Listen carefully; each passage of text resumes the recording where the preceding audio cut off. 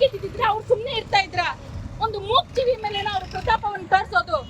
ದಯವಿಟ್ಟು ವಿಷಯ ದೊಡ್ಡದ್ ಮಾಡಿ, ಗೋವುಗಳನ್ನ ರಕ್ಷಣೆ ಮಾಡಿ, ದಯವಿಟ್ಟು ವಿಷಯನ ಎಲ್ಲರಿಗೂ ಸುತ್ತಿ ಎಲ್ಲಾರ್ಗು ಇದು ರೀಚ್ ಆಗೋ ರೀತಿ ಮಾಡಿ, ದಯವಿಟ್ಟು ಗೋವುಗಳನ್ನ ಉಳಿಸಿ. ಅದನ್ನ ಕೊಲ್ಲೋದ್ರಿಂದ, ಅದಕ್ಕೆ ಈ ರೀತಿ ಹಿಂಸೆ ಕೊಡೋದ್ರಿಂದ ಪಾಪನ ಮೂಟೆ ಕಟ್ಕೊಳ್ಳೋದೇ ಹೊರತು ಇನ್ನೂ ಬೇರೆ ಇಲ್ಲ. ಈ ರೀತಿ ಆಗ್ಲೇಬೇಕು. ದಯವಿಟ್ಟು ಈ ವಿಷಯನ ದೊಡ್ಡದ್ ಮಾಡಿ ಎಲ್ರಿಗೂ ರೀಚ್ ಆಗ್ಬೇಕು. ಇನ್ನು ಮೇಲೆ ಯಾರು ಈ ರೀತಿ ಗೋವುಗಳ ಮೇಲೆ ಕಡಿಯೋರ್ ಬಿಡ್ರಿ.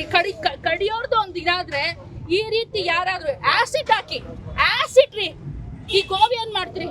ತೋರ್ಸಿ ಅಣ್ಣ, ತೋರ್ಸಿ ತೋರ್ಸಿ ತೋರ್ಸಿ. ಅಲ್ಲಿ ನೋಡಿ ನೋಡಿ ಏನ್ ಮಾಡ್ತು ಆ ಮೂಗು ಜೀವ. ಏನ್ ಮಾಡ್ತೀರಿ? ಬರೀ ಹುಲ್ಲು ಮೇಲೆ ಕೊಯ್ತು, ಅವ್ರ ಜಾಗದಲ್ಲಿ ಹುಲ್ಲು ಮೇಲೆ ಕೊಯ್ತು ಅಂತ ಒಂದೇ ಒಂದು ಕಾರಣಕ್ಕೋಸ್ಕರ ನಿಮ್ ತಟ್ಟೆನಲ್ಲಿ ಇದ್ದಿದ್ದ ಬಂಗಾರನೇ ನನ್ನ ಕಿತ್ಕೊಂತ ಅದು. ನಿಮ್ ಆಸ್ತಿಗೆ ಬಂದಿಲ್ಲ. ನಿಮ್ ತಟ್ಟೆ ನೀವು ಜನ ಏನ್ ತಿನ್ನೋರು? ಅದು ಹುಲ್ಲು ತಿನ್ನೋದು.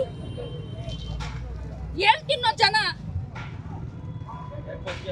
ಇನ್ನೆಷ್ಟು ಕ್ರೂರತ್ವ ಅನ್ನೋದು ನಿಮ್ ಮನ್ಸಲ್ಲಿ ಈ ರೀತಿ ಮಾಡ್ತೀರಾ? ದಯವಿಟ್ಟು ನಾನು ಕೈ ಮುಗಿದು ಕೇಳ್ಕೊಳ್ತಾ ಇದ್ದೀನಿ, ಗೋವುಗಳನ್ನ ರಕ್ಷಣೆ ಮಾಡಿ. ಈ ರೀತಿ ಮಾನವೀಯತೆ ಇಲ್ದಲೇ ಇರೋಂಥ ಕೆಲಸಗಳನ್ನ ಯಾರು ಮಾಡಕ್ಕೆ ಹೋಗ್ಬೇಡಿ. ಇದರಿಂದ ನಿಮಗೆ ಬಂದಿತ್ತು ಏನೂ ಇಲ್ಲ. ಮನುಷ್ಯರು ನಾವು ಅನ್ನ ತಿನ್ನೋರು, ಅನ್ನ ತಿನ್ನೋ ಜನಗಳ ಥರನೇ ನಾವು ನಡ್ಕೋಬೇಕು. ಹುಲ್ಲು ತಿಂದು ಮೋರಿ ನೀರು ಕುಡಿದು ಹಾಲು ಕೊಡೋ ಗೋವುಗಳಿಗೆ ಹಿಂಸೆ ಕೊಡೋಕೆ ಹೋಗಬೇಡಿ. ನಿಮ್ಮ ವಂಶಗಳು ಸರ್ವನಾಶ ಆಗೋಗ್ಬಿಡುತ್ತೆ ಇದರಿಂದ. ದಯವಿಟ್ಟು ವಿಷಯ ದೊಡ್ಡದು ಮಾಡಿ, 4 ಜನಕ್ಕೆ ತಿಳಿಯೋ ಹಾಗೆ ಮಾಡಿ. ಈ ಥರ ಕೃತ್ಯ ಇನ್ನೊಬ್ಬನ ಯಾವನೂ ಮಾಡಬಾರ್ದು. ಆಸಿಡ್ ಹಾಕೋದು, ಬೆಂಕಿ ಹಚ್ಚೋದು, ಅವ್ನಿಗೆ ಅಷ್ಟೊಂದು ಇಷ್ಟ ಇದ್ರೆ ಅವನ ಮೇಲೆ ಅವ್ನು ಆಸಿಡ್ ಹಾಕ್ಕೊಂಡ್ರಿ, ಅವ್ನಿಗಷ್ಟು ಇಷ್ಟ ಇದ್ರೆ ಅವನ ಮೇಲೆ ಅವ್ನು ಬೆಂಕಿ ಹಚ್ಕೊಂಡ್ರಿ. ಈ ರೀತಿ ಮೂಗು ಜೀವಕ್ಕೆ ಹಿಂಸೆ ಕೊಡಬೇಡಿ ಅಂತ ದಯವಿಟ್ಟು ನಾನು ಪ್ರಾರ್ಥನೆ ಮಾಡ್ಕೊತಾ ಇದ್ದೀನಿ. ಜನ ಎಲ್ಲರೂ ಅರ್ಥ ಮಾಡ್ಕೊಳ್ರಿ, ದಯವಿಟ್ಟು ಅರ್ಥ ಮಾಡ್ಕೊಳ್ರಿ.